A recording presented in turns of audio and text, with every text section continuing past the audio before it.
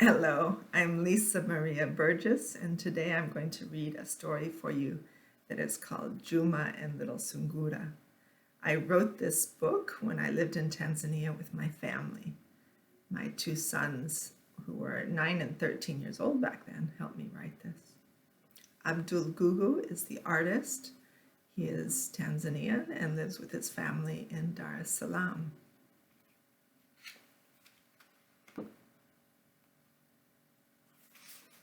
Are you ready? All right, there's Juma. He's standing on a map of Tanzania. Tanzania is on the ocean, on the Indian Ocean, which is a beautiful ocean. Hello, my name is Juma. I am Tanzanian. My baba is from the island of Zanzibar, and my mama is from the mainland of Tanzania. Like a little rabbit, I am super quick and full of tricks. So my parents call me Super Sungura. But most of the time I am just Juma, Ijuma when mama wants to be serious. Guess what? When I was little, I didn't want to be just Juma. I wanted to be Juma and his brother or Juma and his sister. Guess what? I need a baby in the family.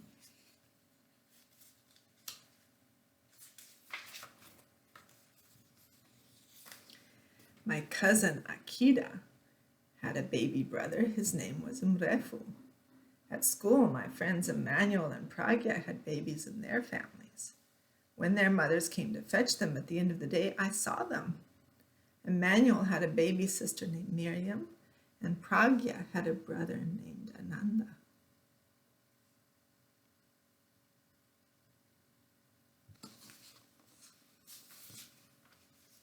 Guess what? Hakuna Shida.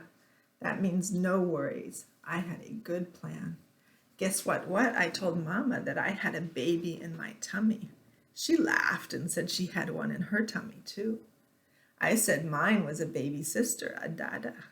I told Mama that her baby was a brother, a kaka. Then I changed my mind. I had a baby in my tummy and it was a baby boy.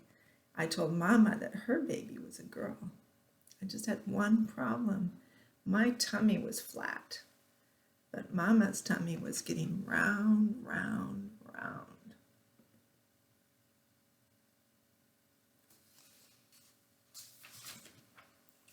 I told Baba about my problem.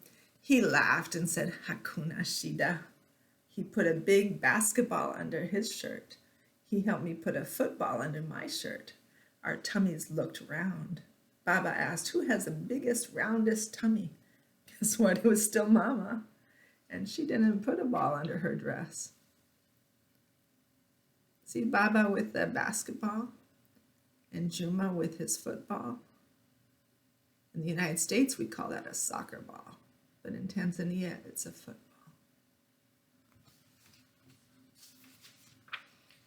One night I woke up. I thought I fell out of bed, but I was not on the floor. Baba was carrying me.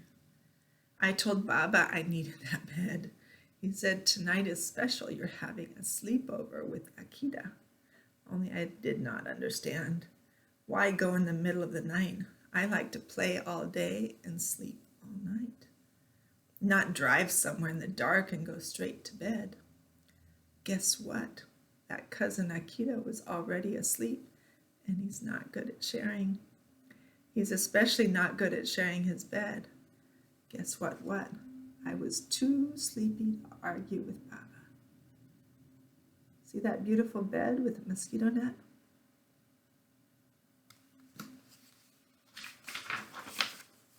The next day I played the whole day with Akida. It was a different kind of sleepover. When Baba came to get me after work at the bank, he drank tea. Then he said we had to check on Mama. Only I didn't understand. She usually checked on me. First we bought a kanga. Then we went to the hospital where I came out of Mama's tummy.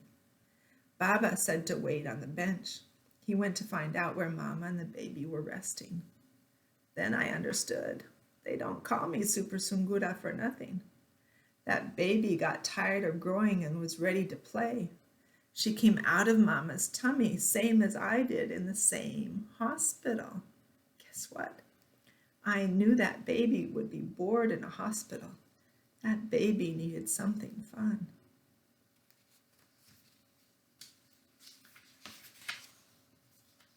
There's nothing fun in a hospital except syringes, and the nurses don't share syringes with little boys.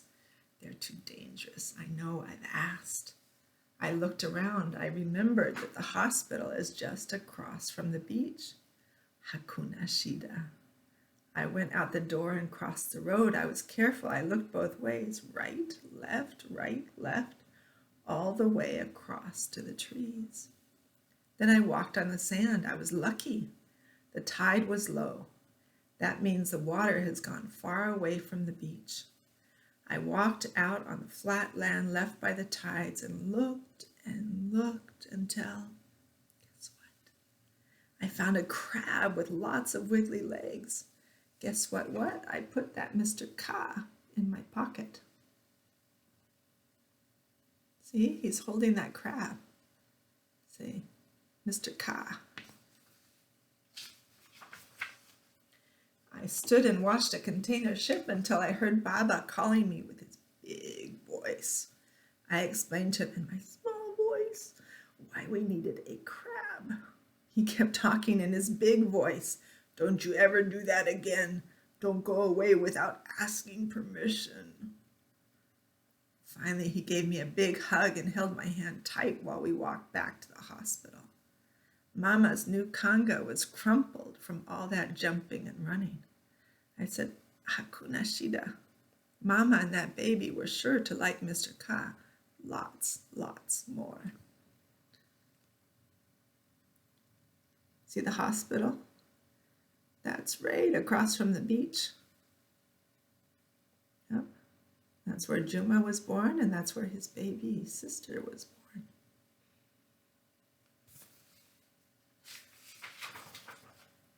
Mama was lying in a bed. She smiled at us and felt the crumpled kanga. She put it on. Then she put back the cover, and I saw that baby. Only she was a lot smaller than Akita's baby, or Emmanuel's baby, or Pragya's baby.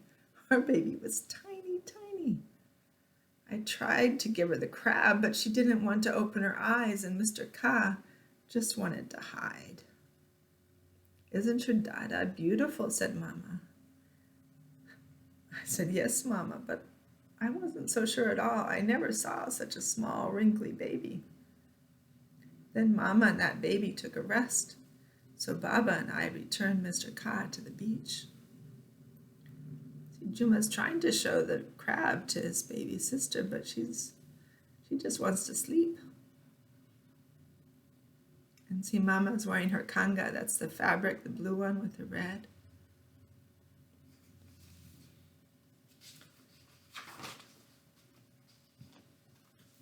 Soon Baba and I went back to the hospital and brought that baby and Mama home.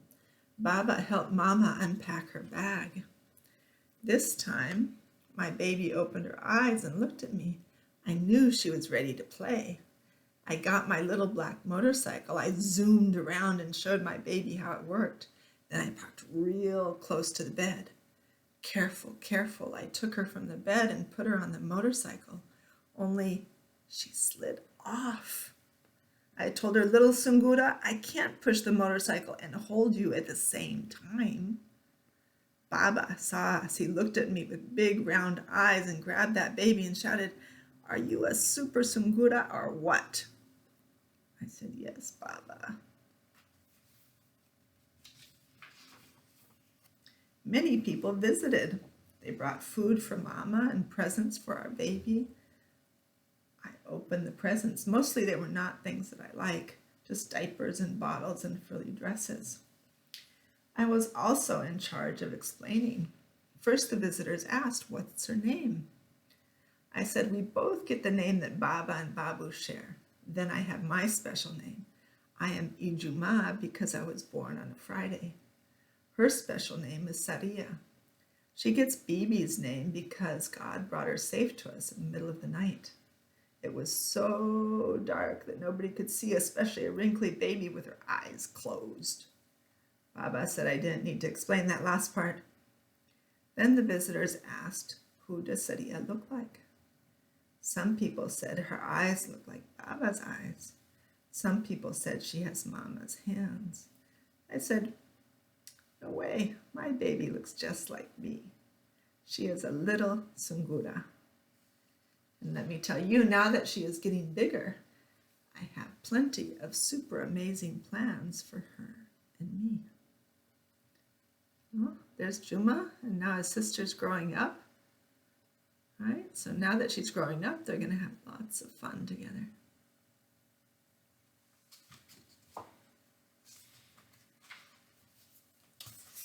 Yeah, here you can see another map of Tanzania with Kenya to the north. And you see Dar es Salaam is a city on the coast there. That's where Juma lives. They speak Swahili in Tanzania. In Swahili, there's a habit of repeating words. So like you might say pole pole, that means slow, slow, like slow down, go slowly. And so Juma, he likes to repeat words. So like I think you might have noticed that he says, guess what, what? Yeah. All right. And there's Baba and Mama and Juma and Sadia.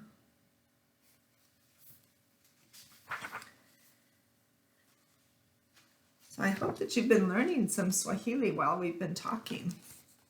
Right?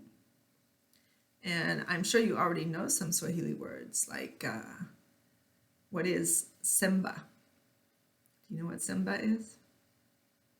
Yep, that means lion. And what else?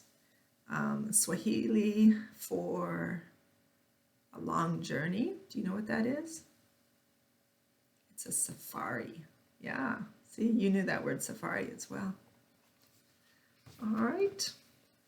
Thank you so much for listening to this book. I hope that you have lots of beautiful books to read at home and that you're having a wonderful day.